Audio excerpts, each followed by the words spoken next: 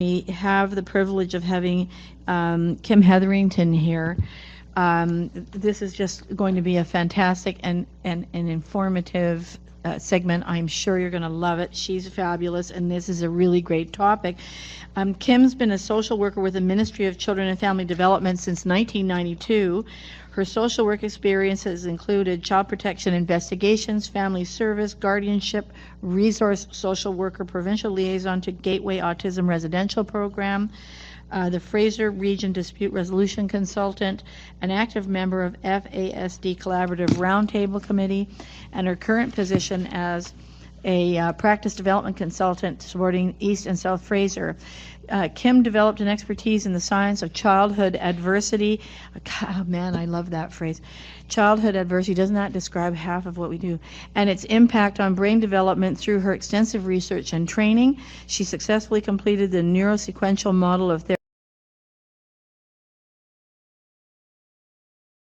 Therapeutics certification training with Dr. Bruce Perry and the Child Trauma Academy in 2014 and is certified as an NMT clinician. Kim uses this specialized expertise to provide complex case consultation and to develop clinical therapeutic intervention plans. Her passion to share emerging knowledge pertaining to this exciting practice approach has resulted in her establishing 7 trauma-informed communities of practice, monthly meetings in South and East Fraser communities encompassing participants from various agencies, ministries, and community partners. Kim frequently provides training, workshops, and keynote presentations on brain development and trauma to parents, care providers, MCFD staff, family court counselors, and service delivery partners in the community. I've heard her speak before. She's awesome. Thank you for coming here, Kim. Thank you. Thank you. It's a great privilege to be here, and I really appreciate the opportunity to learn from all of you as well. This morning's session was really very informative. So before I begin, I just want to acknowledge we're on the traditional and unceded territorial lands of the Coast Salish people, and specifically the Squamish, Musqueam, and Tsleil-Waututh people. So an hour is not very long to talk about a subject that I could talk about for days, and I'm going to be challenged to get through this content in the time allotted, because I also wanted to show you some video clips, because I think that makes it more informative and engaging. But what I'm going to begin by talking about is just doing a brief overview of what we know about the impact of divorce on children, and in particular, what we've learned from the study, the Adverse Childhood Experiences study. Many of you may be familiar with that study. In order to really better understand the results that have come from this study, I think it's helpful if we have a basic understanding of brain development, and not necessarily in a very complex way, but just in understanding some core concepts involved with what supports healthy brain development. In particular, experiences shape brain development, relational connections or experiences are of critical importance, but also our stress response system. We all have a brain-based stress response system, and this is of critical importance during early childhood and throughout our active period of brain development in influencing how our brains develop, but it also influences how we function later in life. And so we all have this stress response system, so I think it's important to be aware of it and how it might be impacting our current functioning at any given moment or the individuals you're working with. I'll be also, needlessly saying, talking about toxic stress and its impact on brain development, but I want to finish with a note of positivity and do a little brief overview of what we know about resilience, the science of resilience. So it's safe to say we all know that divorce is a very stressful experience for families, and for some families it seems to be a very toxic experience. But historically, the impact of stressful childhoods has often gone unnoticed, or at the very least it's been minimized. But the Adverse Childhood Experiences study gave us greater awareness that children of divorce are at an increased risk of both serious and long-term mental and physical health effects. So when we talk about adverse childhood experiences, we're talking about prolonged childhood experiences. They may be episodic, but they're persistent, that are experienced by the child as extremely unhappy. And I don't mean unhappy because they didn't get their toy or their candy. I'm talking about a deep-seated sense of unhappiness, unpleasantness, hurtfulness that's happening in the core of the child's caregiving system. And when this is happening, this leads to a persistently activated stress response in their developing brain. So this is why adverse childhood experiences are sometimes referred to as toxic stress or childhood trauma. In 1993, Dr. Paul Amato released a report where he identified 6 potential stressors or risks that may impact children of divorce. At that time, he identified parental loss, economic loss, increased life stress, poor parental adjustment, lack of parental confidence, and exposure to conflict between parents.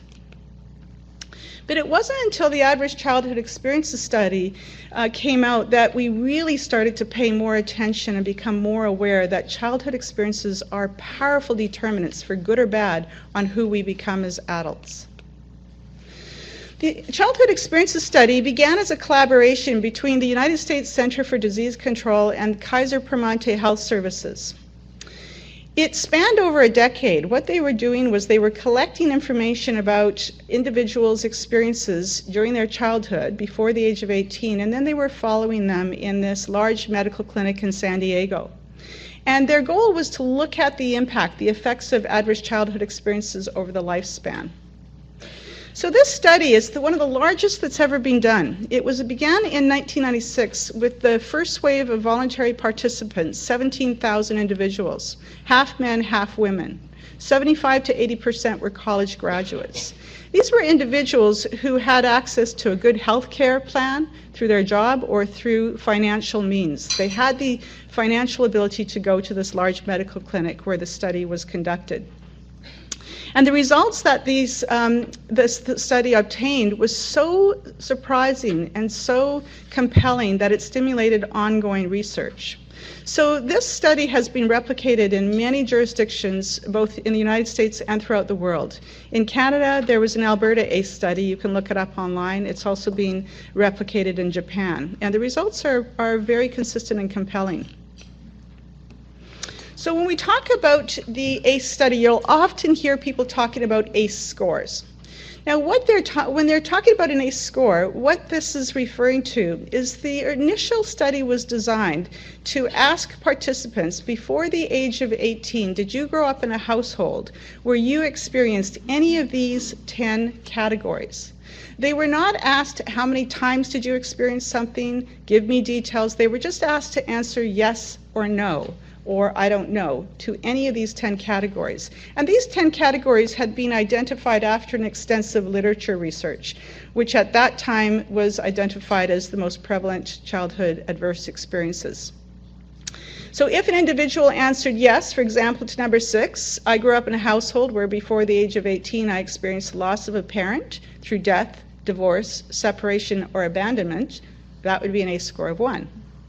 If they answered yes to that, and I grew up in a household where a parent was struggling with mental illness, that would be an ACE score of 2. So you can see how any positive response to the category would be given a point. What astonished the researchers was how prevalent ACEs are in the general population. They did not expect to see such high percentages. 66% of participants scored at least 1 ACE. 20% scored 3 or more. 40% scored 2 or more. But what really astonished these researchers was they saw that the ACE score seemed to have a dose-response relationship with many later health problems, both physical and mental. Increased health risk or high-risk behaviors, increased loss of life potential. So this list here is by no means exhaustive, but this is some of the correlations they saw. As the ACE score went up, the increased risk for high risk or health risk behaviors such as alcohol abuse, illicit injected drug use, smoking, or disease and injury, diabetes, stroke, cancer, where they ruled out any genetic family history. And also mental health issues and problems with attending school or maintaining jobs. So this is an example of some of the results from that study. 49% of the participants had experienced traumatic loss through death, divorce, abandonment, or separation. 45% had grown up in a household where they were exposed to domestic violence. 36% had grown up in a household where they were exposed to substance abuse. So you can see these percentages are relatively high, or at least higher than you would hope they would be. So I'd like to play you now a 3-minute video clip that gives you an introduction to this study.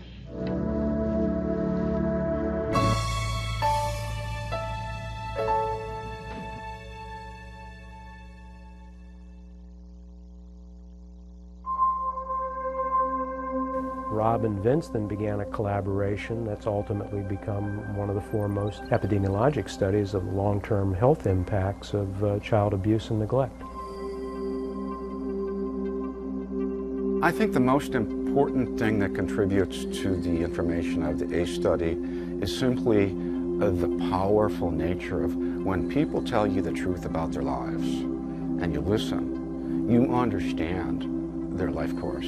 It's made me realize how much of what we see in adult medicine is the result of what was present but not seen in pediatrics. ACE has changed the landscape, and I want to talk a little bit about how and why they changed the landscape and how we can take what we've learned from the ACEs. It's just not a social worker's problem. It's just not a psychologist's problem. It's not a pediatrician's problem. It's not a juvenile court judge's problem. It's everybody's. It changed the landscape because of the pervasiveness of the ACEs, the huge number of public health problems, expensive public health problems, depression, substance abuse, sexually transmitted diseases, cancer, heart disease, chronic lung disease, diabetes. As the ACE score goes up, the likelihood of chronic, self-acknowledged chronic depression goes up, so that at ACE score 4 or higher, you're bumping a prevalence of 60%, 60% in women, and about 35% in men. This is the percentage of people that ever smoked cigarettes, and here's the percentage of current smokers. Again, we could switch the titles on these slides now. You wouldn't know which was from the Kaiser Health Plan and which was a general population sample in Washington. So how do those people, without the conventional risk factors, end up with coronary disease?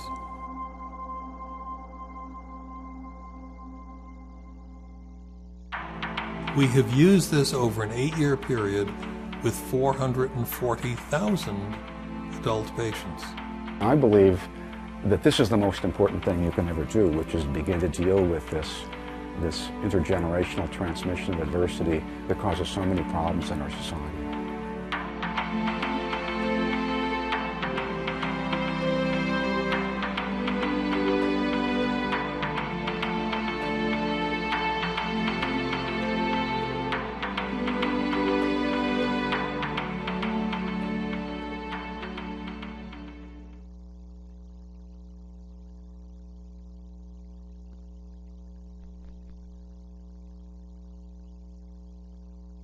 See some of the relationships between the ACE score and later outcomes, because it really is powerful information that makes us look at these complex situations with a different lens.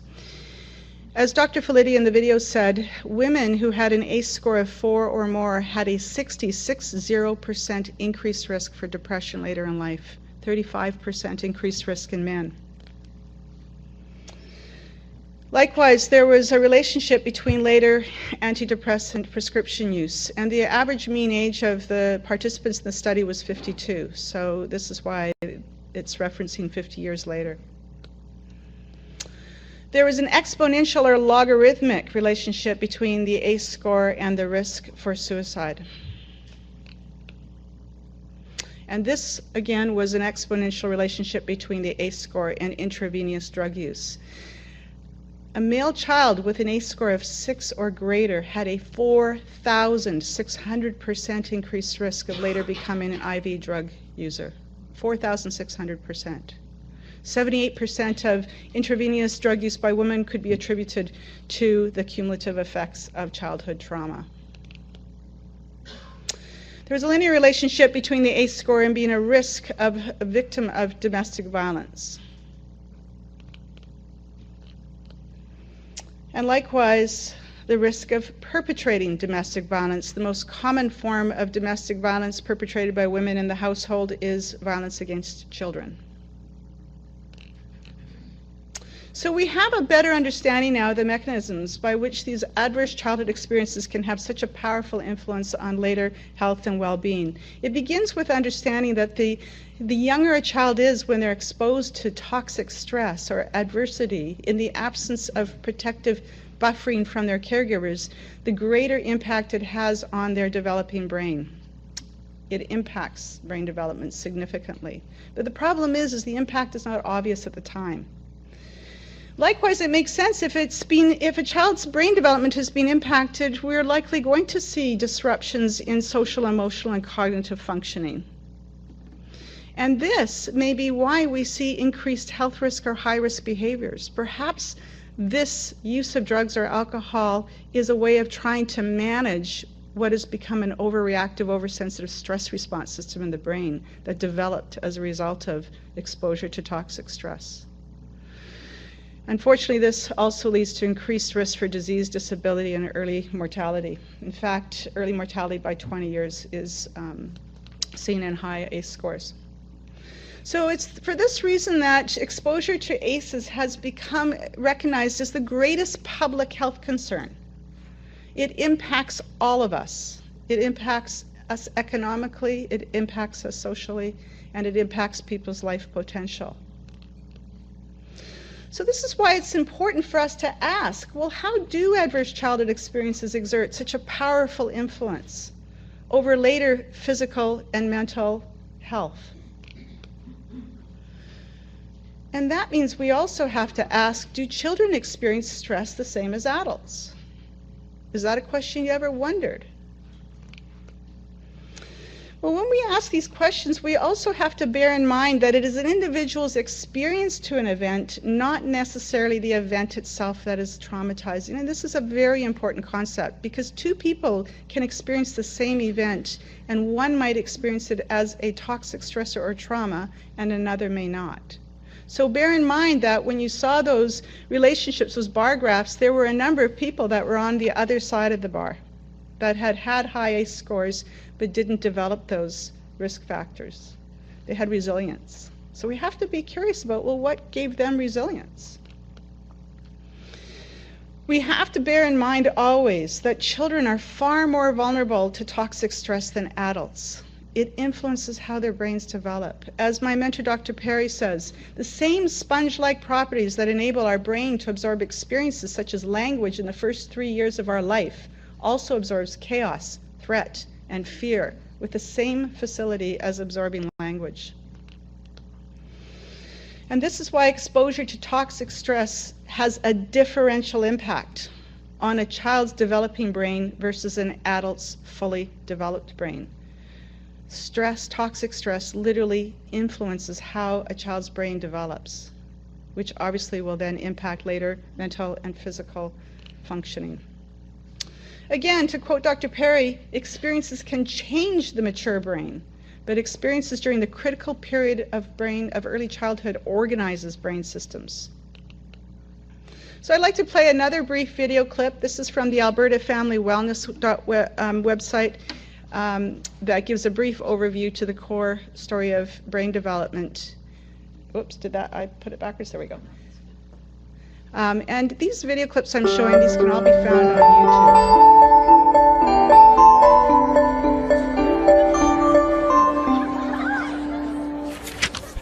Science tells us that the experiences we have in the first years of our lives actually affect the physical architecture of the developing brain. This means that brains aren't just born, they're also built over time based on our experiences.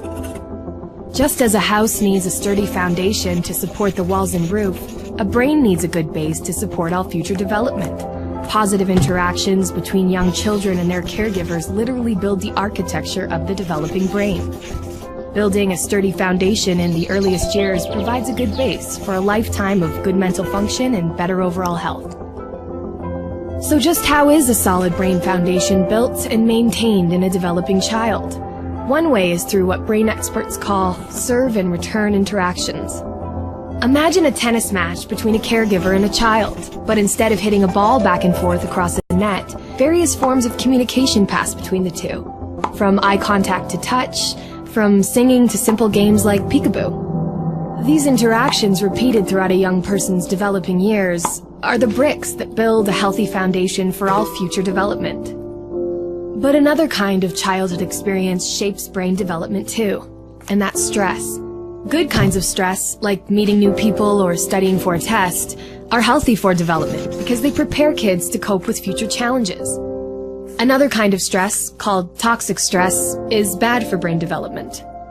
If a child is exposed to serious, ongoing hardships like abuse and neglect, and he has no other caregiver in his life to provide support, the basic structures of his developing brain may be damaged. Without a sturdy foundation to properly support future development, he is at risk for a lifetime of health problems, development issues, even addiction. It's possible to fix some of the damage of toxic stress later on, but it's easier, more effective, and less expensive to build solid brain architecture in the first place. One of the things that sturdy brain architecture supports is the development of basic emotional and social skills, an important group of skills which scientists call executive function and self-regulation can be thought of like air traffic control in the child's mental airspace. Think of a young child's brain as the control tower at a busy airport. All those planes landing and taking off and all of the support systems on the ground simultaneously demand the controller's attention to avoid a crash. It's the same with a young child learning to pay attention, plan ahead and remember, and follow lots of rules. Like all of us, kids have to react to things happening in the world around them, while also dealing with worries, temptations, and obligations on their minds. As these demands for attention pile up, air traffic control helps a child regulate the flow of information, prioritize tasks, and above all, find ways to manage stress and avoid mental collisions along the way. Having this ability is a necessity for positive and level mental health. Developing effective air traffic control, overcoming toxic stress, and building solid brain architecture are things kids can't do on their own. And since strong societies are made up of healthy, contributing individuals, it's up to us as a community to make sure all young people have the kinds of nurturing experiences they need for positive development. To build better futures, we need to build better brains.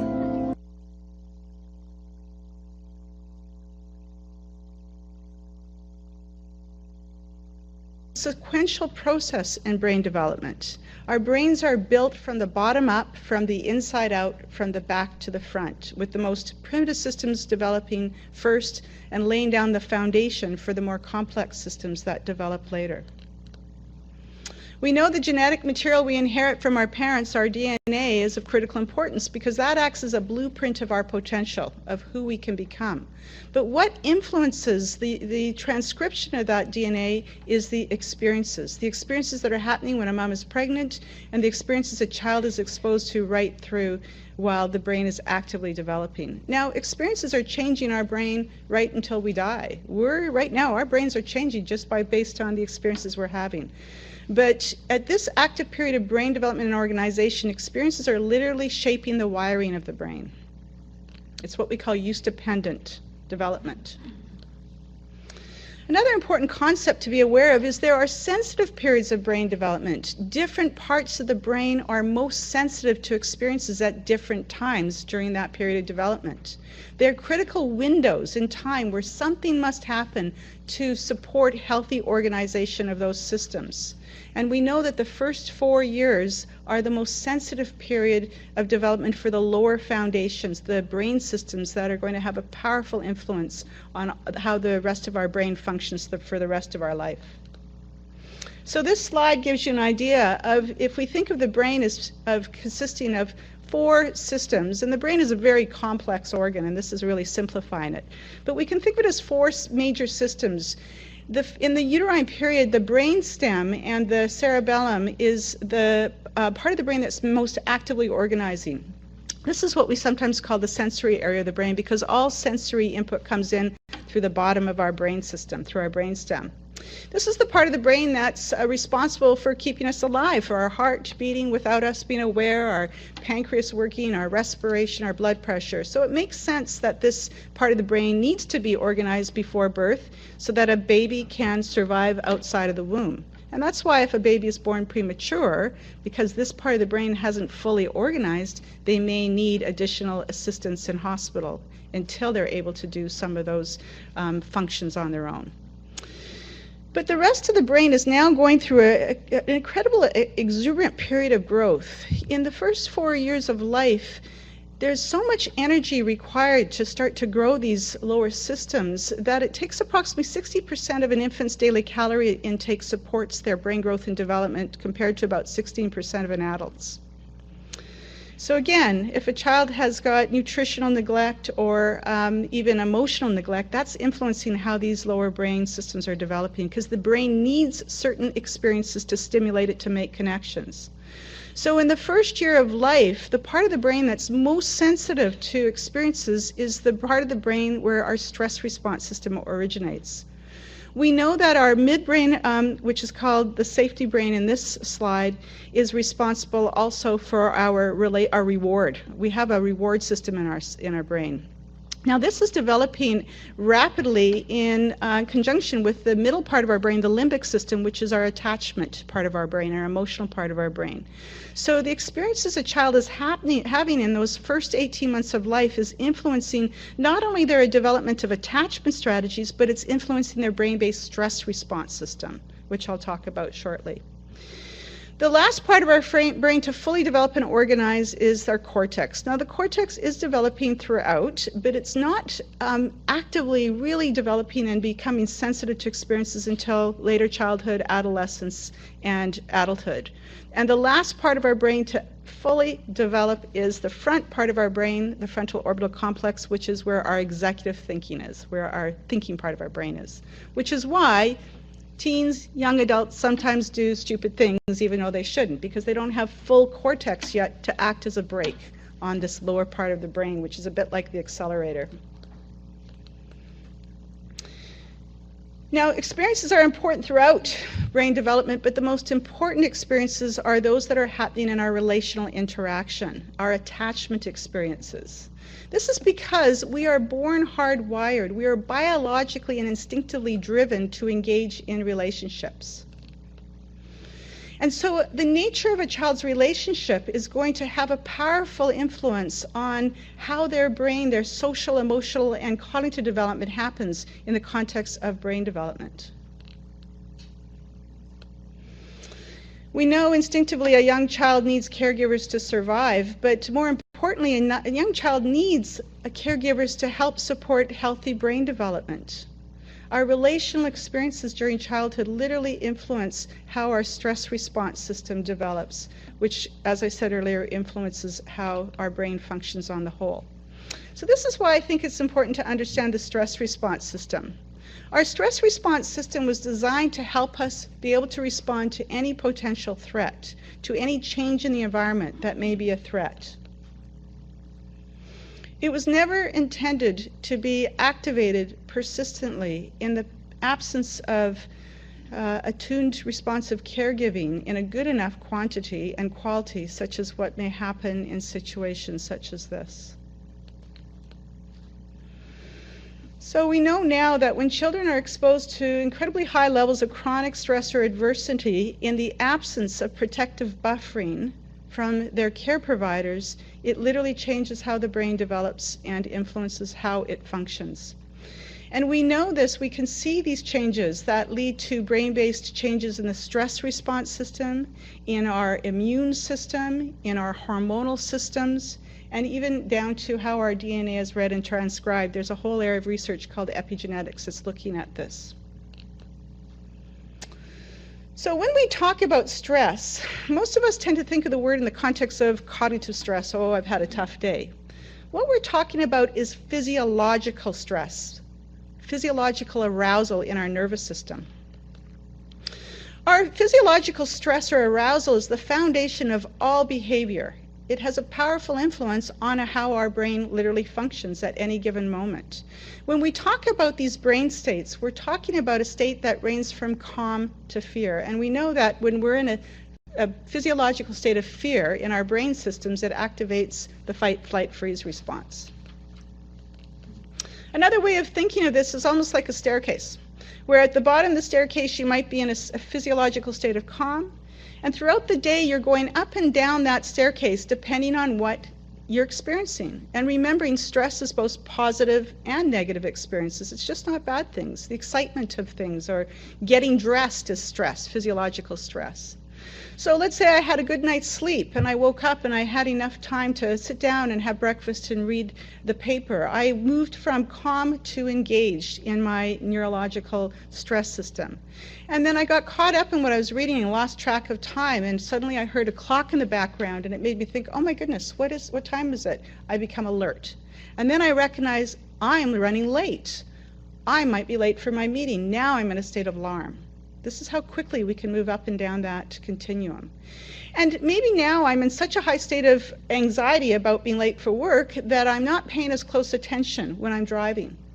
And I don't realize the person in front of me has put the brakes on, and now I've rear-ended them. Suddenly I'm in a fight, flight, freeze. Now those of us who've had that experience know time seems to slow down. We lose our ability to think clearly. It affects our motoric function. We might be finding ourselves shaking as we're trying to write details.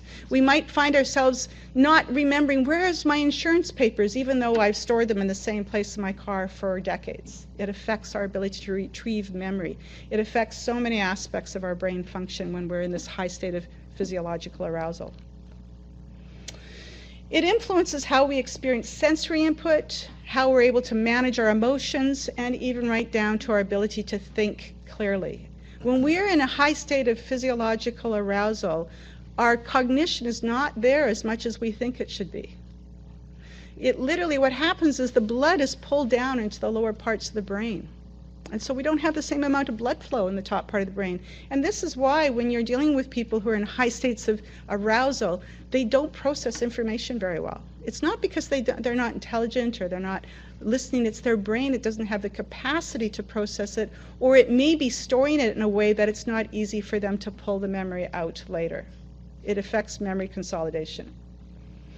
Our stress response system is crucial for survival. As I said, it's there to help us react to any change that may happen. And this is why it's operational at birth, because a child needs to be able to alert their caregiver when they have a physiological need, such as hunger. So in a child's brain, when their brain senses hunger, the infant's brain goes from calm to terror. You wouldn't think that, would you? The fight-flight response in an infant is the cry. In that moment, that child's brain is producing cortisol and adrenaline. So all information, as I said, comes in through our lower brain system, through our sensory system. And most of us are familiar with our 5 main senses, but we have 3 additional sensory systems. We've got our proprioceptive and our vestibular and our interoceptive. And I won't go into details on those, but they're very important, powerful sources of information to our brain. And when the sensory input comes in, it gets filtered through a small structure called the amygdala in the lower part of the brain. The amygdala is a threat detector system. It assesses that sensory input, and if it assigns an emotional sense of threat to it, it activates the fight, flight, freeze response. Now this all happens instantly. There's no thinking involved in this. When this system is activated, a whole host of things happen immediately. The amygdala sends a message to the hypothalamus. The hypothalamus is a bit like the Twitter account of our brain, or the CEO. It immediately sends out messages to other parts of our brain and other parts of our body. It sends a message to the adrenal glands to start releasing adrenaline and cortisol. It sends a message to the pituitary glands to start to release neurohormones that will increase our blood pressure, our heart rate, our respiration. It also sends a message to our hippocampus, which is kind of like the big library repository in our brain, which then influences memory storage and memory consolidation. It changes the physiology of our body. Our digestive system shuts down. Our digestive system is an energy costly system, and at this stage our brain doesn't know that this isn't a saber-toothed tiger. It just is mobilizing energy from any resource it can find to mount a fight, flight, freeze response.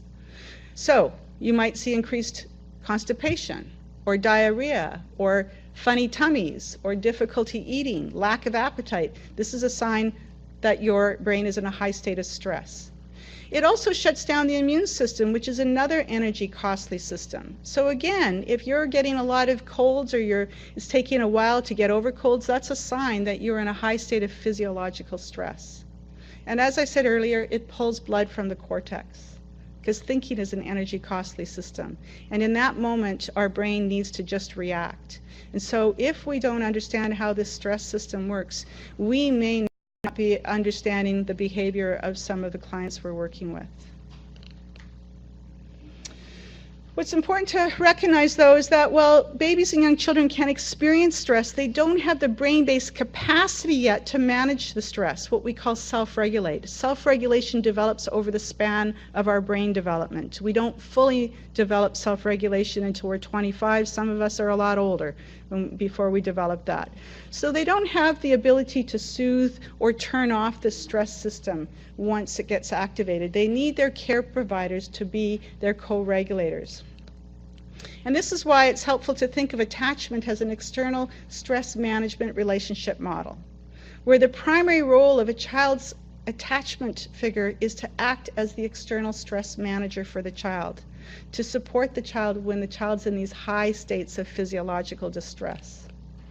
So this slide from Dr. Perry gives you an idea of this dance of co-regulation that happens hundreds and hundreds of times, and that not only supports the child managing difficult situations, but it also helps the child's brain begin to build the capacity to tolerate stress and to self-regulate.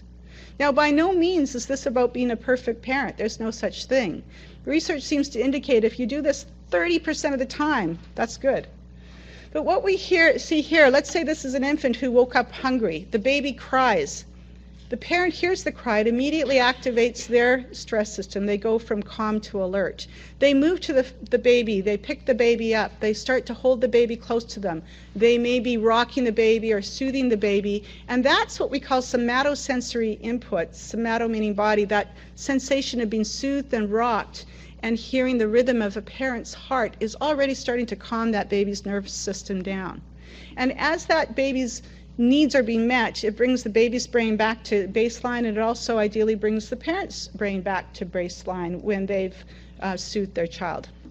So this is why our relational experiences during these sensitive periods of child development or brain development are of critical importance, because depending on how that child is experiencing that caregiving interaction, it's going to influence for good or bad how their stress response system develops and their relational attachment template, which acts as a blueprint for all future relationships.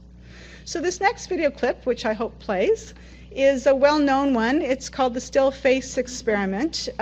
It can be a bit difficult to watch, but it's a good example of that co-regulation that happens between a child and their care provider. Extremely responsive to the emotions and the reactivity and the social interaction that they get from the world around them. This is something that we started studying 30, 40 years ago, when people didn't think that infants could engage in social interaction.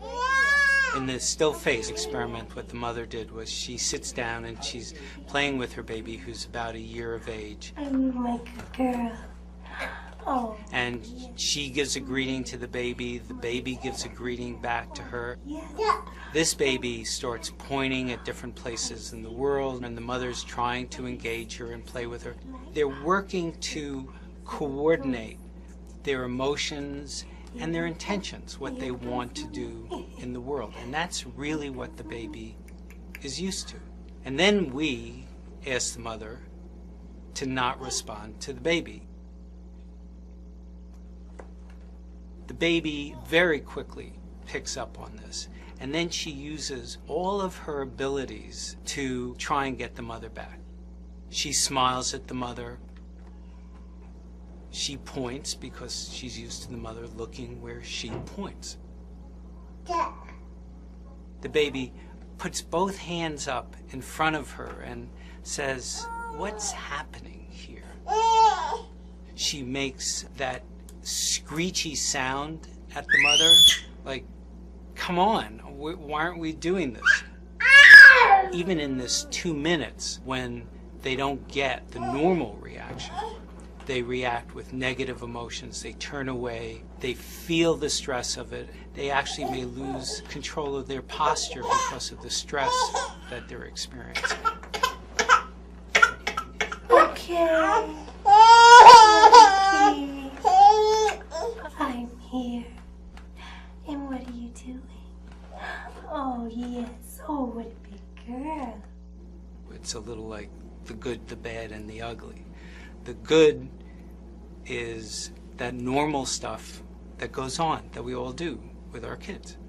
The bad is when something bad happens, but the infant can overcome it. After all, when you stop the still face, the mother and the baby start to play again.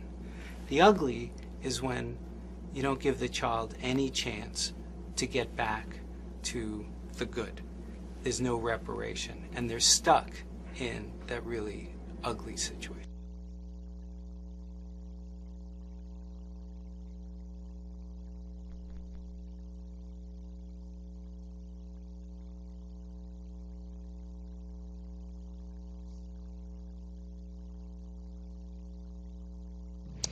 Now, how many of you found that difficult to watch? So you think about it, some children are in that prolonged state of distress. And if that got your heart racing, think about what's happening in that child. And it's not, necessarily anyone's fault. It could be a parent who's struggling with depression, or who's so stressed themselves they're not able to be as attuned and responsive, or whose own family history makes them more reactive in these situations. So it's that repeated, attuned, good enough co-regulation that ultimately is influencing how a child's brain is developing its attachment and beginning to develop the capacity to self-regulate. And this is why complex psychological trauma can cause severe disturbances in the caregiver-child attachment relationship. We know that parents who are in high states of physiological stress themselves are less capable of being attuned and responsive to their child's distress. They're less capable of being effective co-regulators or external stress managers. That's true of all of us. The more stressed we are, the less we're able to recognize other people's difficulties, and we become more impatient. We have difficulty managing our emotions. So if you're in a high conflict situation with an individual, the most important thing you can do is manage your own state of physiological stress. Regulate yourself. Because the interesting thing about this is that our brains have the capacity to engage in relational contagion. We have mirror neurons. And if you're regulating yourself, it's going to help regulate my brain. This is the amazing thing about our brains. So here we have an example of co-dysregulation. And again, this is not about shaming or blaming. It's about understanding that families sometimes go through difficult situations. Same situation, an infant or a child who's in state of physiological distress. Their brain is producing cortisol and adrenaline. But now you have a parent who's in a high state of stress themselves. So that cry of their child or that distress of their child is actually activating their nervous system to a higher state of distress. And then you have the complexities of relational contagion. And now you have two brains that are in a high state of stress. Both brains producing cortisol and adrenaline. And they kind of get stuck here. And when this is happening more frequently than not, this is actually influencing our neural reward system, how we experience relationships. We won't get the same degree of pleasure or dopamine hit in relationships if this is our most prevalent experience in a relationship. So the quality of attachment is both determined by the child's experience of the caregiver as their protector, as their external co-regulator or stress manager, and the child's confidence in the caregiver as their protector. And this is all happening in the unconscious instinctive part of our brain. It's not happening in the thinking part of the brain because an infant or a young child's cortex is not developed to that degree. It's also important to be aware that stress is on a continuum. Not all stress is bad. We need to experience stress. We need to experience physiological arousal in order to learn and to develop skills. But it comes back to how is the individual experiencing that situation? Are they experiencing it as a positive stressor or as a toxic stressor? Positive stress is what helps us learn new skills. It helps us develop resilience, to manage stress. It increases our window of tolerance for stress. We all need to develop a window of tolerance in order to manage, if we're hungry, to tolerate being hungry for maybe an hour before we eat. But we know an infant doesn't have the capacity to tolerate hunger that long. So an infant will experience hunger differently than an adult. But if that child is experiencing that stress as a toxic stressor, this is when we have to be so concerned, because we know this literally changes how their brains develop. And the most profound activator of the stress response system is the absence of attuned caregiving relationship. So I'd like to show you, this is a brief video clip from the Harvard Center of the Developing Child that gives a nice overview of toxic stress. Learning to deal with stress is an important part of healthy development. When experiencing stress, the stress response system is activated. The body and brain go on alert. There's an adrenaline rush, increased heart rate, and an increase in stress hormone levels. When the stress is relieved after a short time, or a young child receives support from caring adults, the stress response winds down and the body quickly returns to normal. In severe situations, such as ongoing abuse and neglect, where there is no caring adult to act as a buffer against the stress response stays activated. Even when there is no apparent physical harm, the extended absence of response from adults can activate the stress response system. Constant activation of the stress response overloads developing systems, with serious, lifelong consequences for the child. This is known as toxic stress. Over time, this results in a stress response system set permanently on high alert. In the areas of the brain dedicated to learning and reasoning, the neural connections that comprise brain architecture are weaker and fewer in number. Science shows that the prolonged activation of stress hormones in early childhood can actually reduce neural connections in these important areas of the brain at just the time when they should be growing new ones. Toxic stress can be avoided if we ensure that the environments in which children grow and develop are nurturing, stable, and engaging.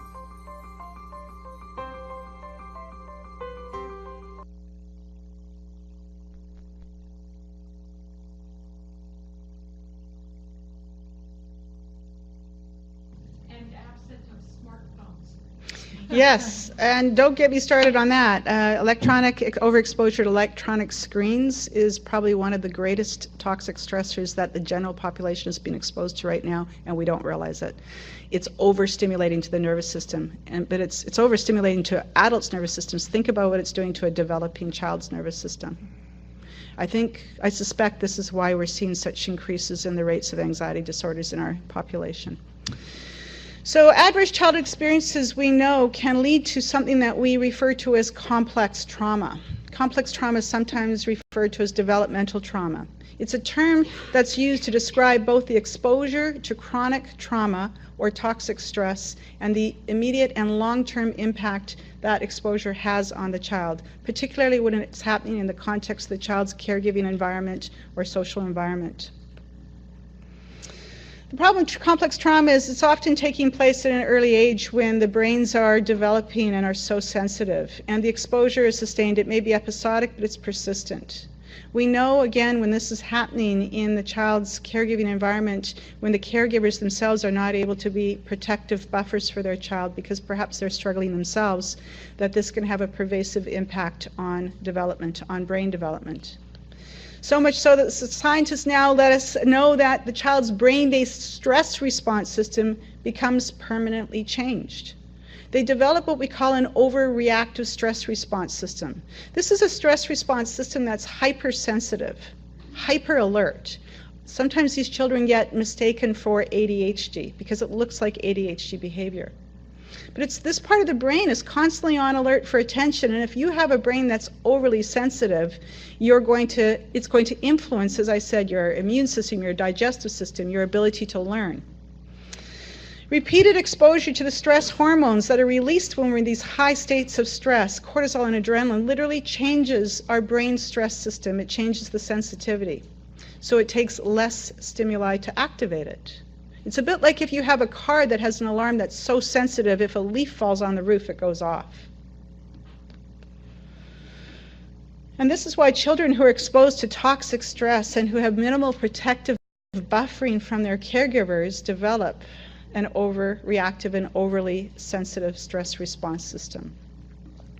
And in some cases, when children's primary experience with their care providers is being one of in these high states of fear, this is what leads them to develop a brain, a relational template where they can potentially see all adults as a source of threat. Doesn't matter how nice you are, their lower brain instinctively reacts as you're a potential threat. And we see this in behavior.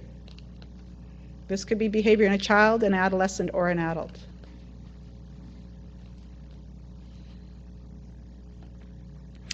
There's many different ways complex trauma can impact brain development.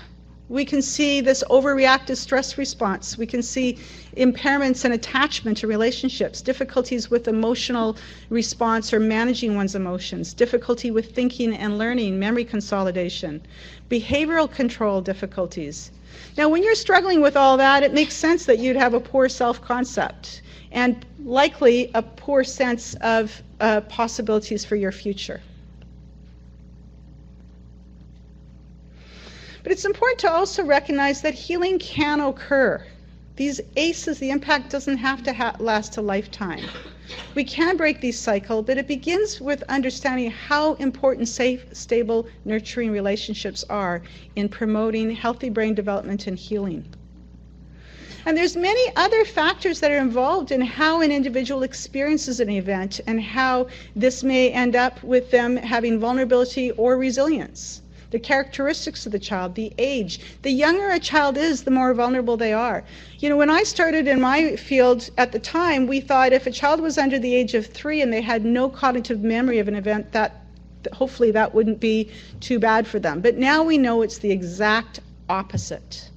The younger a child is, even though they have no cognitive memory, the more it imprints itself because it's imprinting in how the brain develops. Family circumstances. Are there other supports available through school or extended family or neighbors that could act as protective buffers when perhaps the parents are struggling and not able to be as adequate in their ability to be external stress managers? And even the past life experiences that an individual has had is obviously going to influence whether they are developing resilience or vulnerability. So you can think of it as some children may be more like dandelions and others may be more like orchids. We know dandelions can thrive in the most difficult of circumstances, but an orchid requires a different type of care. They're more sensitive to the environment. So if you have a high stress reactive child in a high adversity environment, you're going to see poorer outcomes. There really isn't a lot of mystery to this. There's many different protective buffers that can help mitigate the impact of adversity, that can hopefully take a toxic stressor and make it more into a tolerable stressor for the child. And it begins with parental resilience. If the parents can manage their own stress, then they're going to be that much able to be a protective buffer for their child during these difficult times. But if you have a parent who struggles with their own stress system, then you need to see, are there other protective buffers we can bring into this? So again, most of these are self-intuitive, but I don't think we spend enough time considering what other protective buffers could we be looking for when we know parents themselves are struggling. Are there family members? Can we keep consistency in the school? Is there a connection to a coach or a neighbor? All of these are potentially powerful protective buffers that may help that child develop resilience rather than vulnerability. So this brings me to the next question. Do you believe children are born resilient? Because often that's what people think. They assume, oh, some kids are born with resilience and some aren't. But what we know is that resilience develops over time. Infants are born with the capacity to develop resilience, but their ability to develop that is going to be use-dependent on their experiences. We need to experience stress in order to learn to tolerate it, but we need it to be in a dose that's manageable, and that doesn't put us up into those high ranges. So this is the last video clip I want to show you, and this is again from the Harvard Center on the Developing Child on the science of resilience. Resilience is the result of a highly interactive process between individual characteristics in the person and the environment in which that individual has developed. It's really the counterbalancing of difficult things that may exist in the child's life with positive things that occur within the family, but even positive things that may exist in the community. An easy way of thinking about resilience is like a scale with a fulcrum in the middle of it. And there are things on both sides of that scale, experiences of both bad things or good things. Our genes shape where the fulcrum is positioned at the start. There are certain genes that make a child more sensitive to the effects of maltreatment or parental neglect or witnessing violence. The fulcrum may start out kind of more towards one side or more towards the other side, and that's going to make a big difference in terms of how much these subsequent events affect things positively or negatively.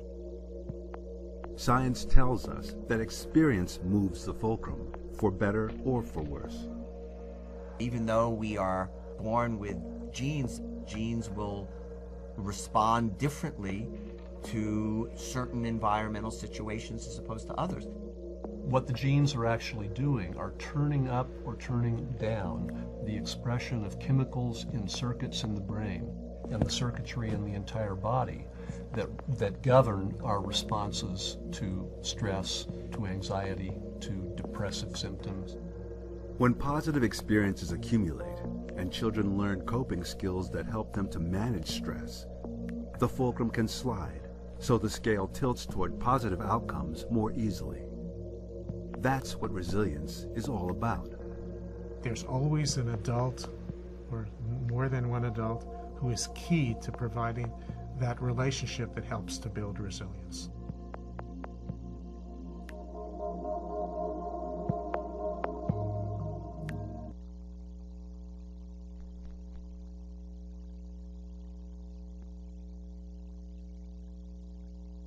So again, the good news is that children can heal from divorce through positive ongoing relationships, not just with their parents, but with others in the community, in their social network.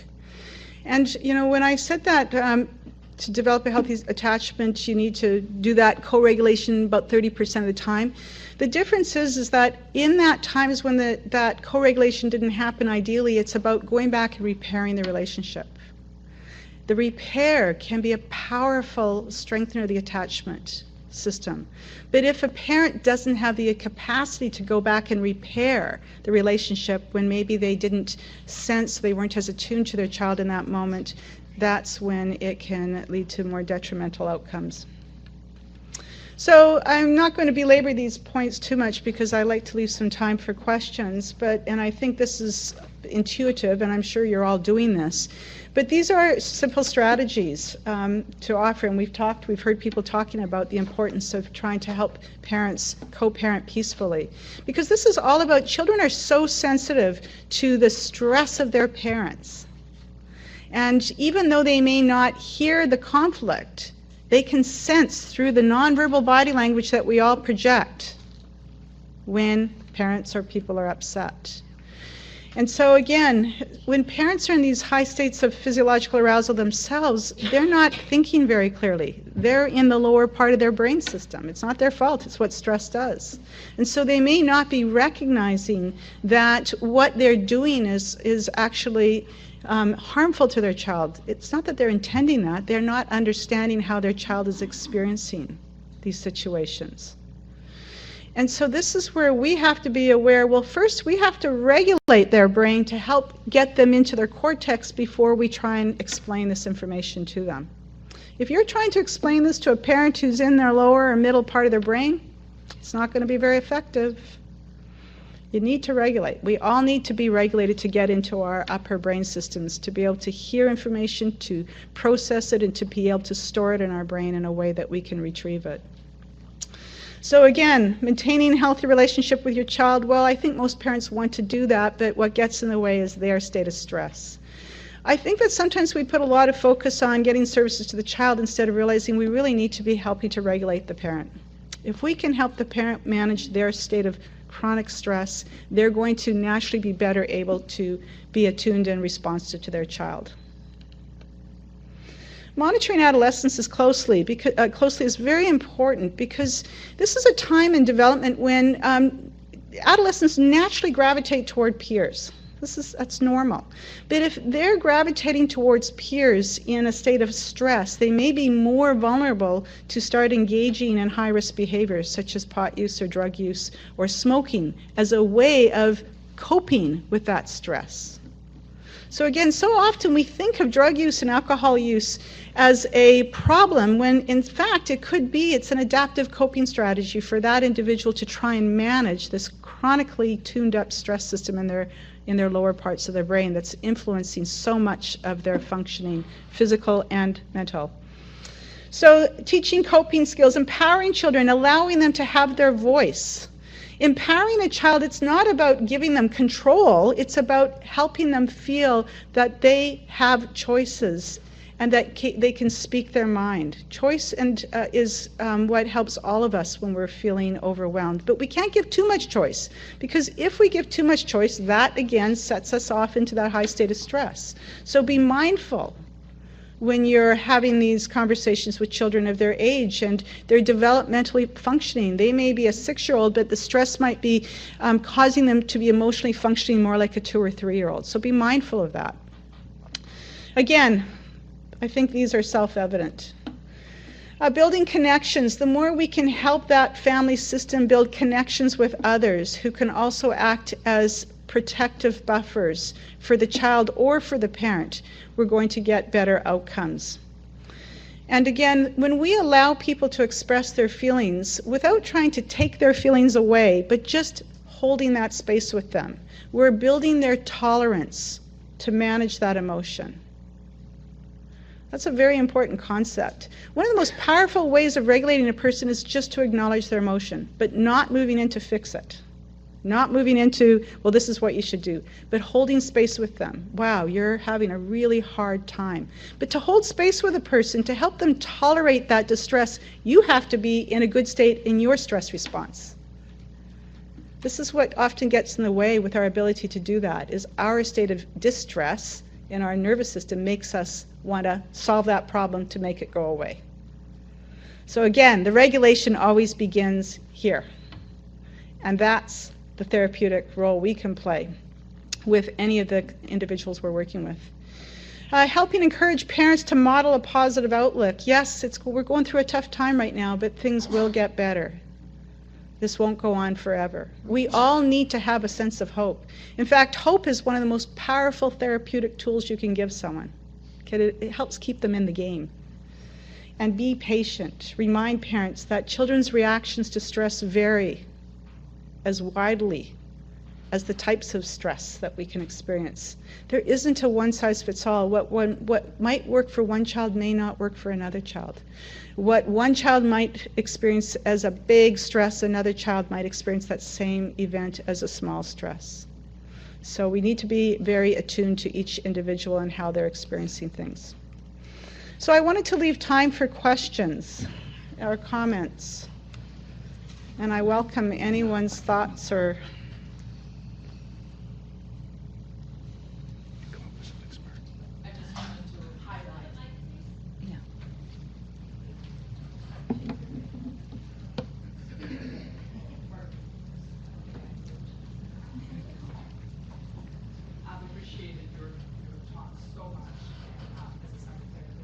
And I think that One way to potentially summarize some of what you said is that both as lawyers and as family lawyers and as psychotherapists, family psychotherapists, our role is sort of like a surrogate prefrontal cortex to the client and the family. And so, Very much. Nicely put. Yeah. That was it. Just a comment. And that's why, when Alison was talking about how important it is to have support from colleagues as well, is because these situations are very challenging and they're going to activate our own nervous system. And some days it's going to activate us more than other days, depending on what's going on in our lives or if we had a good quality sleep. And so if we have someone else who can be our external brain at times when we need to be regulated, that's a very powerful tool for us as well. Nick's got a question. So thank you very much. That was like many family lawyers, I've actually seen this before, but I thought it was one of the best. Sort of, you really, to me, you brought it together, maybe because it was a review, sorry. But Thank you. What I want to know for the family lawyers or judges in the audience, what, in terms of divorce or separation, would one take away from that other than it's both the event itself and then if it's accompanied by violence and so on, clearly negative for children. So one would say, I guess, try to make the parents work well together as much as one can, whether it's a judge or as a lawyer, and get them to be aware of the effects that their conduct is having on their children, and including the effect that their ongoing conflict is having on their children. But one could take away from this saying, well, actually, if there's a lot of conflict, just get one parent right out of the way. So just say, whoever you think is a better parent, just get the other person right out of the child's life so you get rid of the conflict and some of those other factors. Is that what one would take away from it? Well, no, unfortunately it's more complex, as you well know. And it always comes back to, how is the child experiencing the event? We are often using our brains and putting an assumption. But if we're not really understanding within that child's brain's stress system, is the child having difficulties with, tummy aches? Or are they having headaches? Are they sick a lot? Are they, not eating? All of those are signs that the child's in a high state of stress. And so what we have to be focused on at that is that, where is the source of stress? Is it because they've changed schools? Is it because they're not living in a familiar neighborhood? It's not just the parents. It's not just any one thing. There's multiple things that are happening often when these situations are occurring. And if you have a child who's got a sensitive temperament, it's more like an orchid, they're going to experience that much differently than a child who might be more like a dandelion. So where I'd go, though, to go back to that parent that maybe is struggling themselves, is how can we try to help that parent manage how they're experiencing the situation in terms of their nervous system, so that they can start to be able to be with their child in not such a high state of stress. And the more we can help that parent do it with the child. So if we give that parent tools, and I am a big believer in I think it's valuable to help people have a little bit of knowledge about their brain. So that takes away some of the shame and blame, because often when people are struggling, they don't know why they act the way they do, and they don't know how to control it because they're in the low part of their brain. So if we can help them, when you're with your child, these are activities you can do together that are not only going to be fun, but they're going to help both of your brains be in that nice place. So it's really about understanding this so we can be a little bit more purposeful in what we're trying to help promote with these situations. Because ultimately, if we don't help that parent manage how their stress system is, we're not going to be very effective in anything we do. And it has nothing to do with love. It's nothing to do with love. It's about a brain state that is influencing behavior. So for me, understanding it from this perspective has given me a much greater ability to be compassionate, to non-judgmental. Mm-hmm. And I used to think I was pretty good at that, but now I realize, because again, when I'm in a high state of stress because I'm making assumptions about what I'm seeing or experiencing, I'm no longer able to be compassionate and be able to think through and problem solve. So by understanding, whoa, I'm seeing the signs of that person having an overreactive, oversensitive stress response system that maybe developed when they were a child because of their circumstances, then I know that I need to figure out how we can support the parent with the child where they're doing activities that are naturally going to be regulating their brain systems and calming them down. And you know, to be honest, our brains were built for play and movement. Sometimes it's the simplest things that are most helpful to calm our nervous system down. And we're not getting enough of that. So to go back to Mary's statement about electronic screens, we don't understand how often our overexposure just on our phones and our computers is causing this nervous system to be a little bit more jacked up than normal. So if we can encourage parents to stay off that, or to do activities like go for a bike ride, or go to the pool, go swimming, go for a walk, go and fish with your child, we're going to create a much more rich experience between the two, and then we're going to actually be building the relationship in a more positive way. So I think it's more about understanding brains and how the stress system influences all of us. That is the most important consideration when we're trying to figure out how do we support these families. There's too much, I think, focus on the cognitive part and not realize this part of the brain requires a different input. It's what we call bottom up.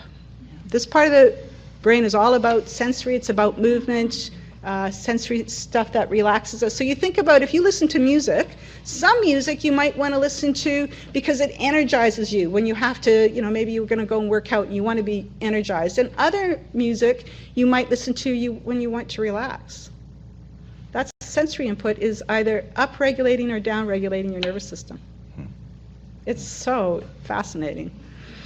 I love this stuff, as you can tell. and I should say, just to support or maybe take a slightly different tack, I think that family lawyers, and I suspect everyone in this room realizes that family lawyers have a role as parenting educators and giving parents materials, comprehensible, if you want, cognitive materials, saying, here's what's happening to your child, here's what's happening to you, here's how you can make it better. Sending them a way to read that or giving the links to YouTube videos can be a really important part of the role of family lawyer that doesn't take much time or cost for the lawyer to say, but here's my library, here's, you know, phase 1, if you want more, come back, next time we'll give you more if you don't get that. So that kind of parenting educator role is very important. Thank you. And that's why I like to show these video clips, because when we're in a state of stress, it's harder for us to read things. I mean, we all have that experience. We read it, we get to the bottom of the page and realize we didn't really take information in. That's what stress does. So if we can give them a visual 3-minute video clip where they can watch and be engaged watching it, that's going to give them the information. It's another powerful tool. And as I said, all of these video clips are available online on YouTube. There's a wealth of amazing resources out there. But I think the more we can help parents understand this, because most of us have grown up with these paradigms where we think it's all about the thinking brain, that part of our brain, and we don't have any knowledge about this part of our brain, and yet that's the part of the brain that's driving the rest of it. So if we can help parents understand it in the context of when they're doing that fun activity with their child, they're not only helping their brain, they're helping their child's brain. I think and if we can find something that they like doing, it has to be fun. None of us want to do something if it's not fun. Then they're going to be more likely to do it over and over again. And the more we do regulatory activities to calm our nervous system down, the more it helps lower that stress system. And then you might see less conflict and more effective outcomes. But it's not something that happens overnight. It takes time.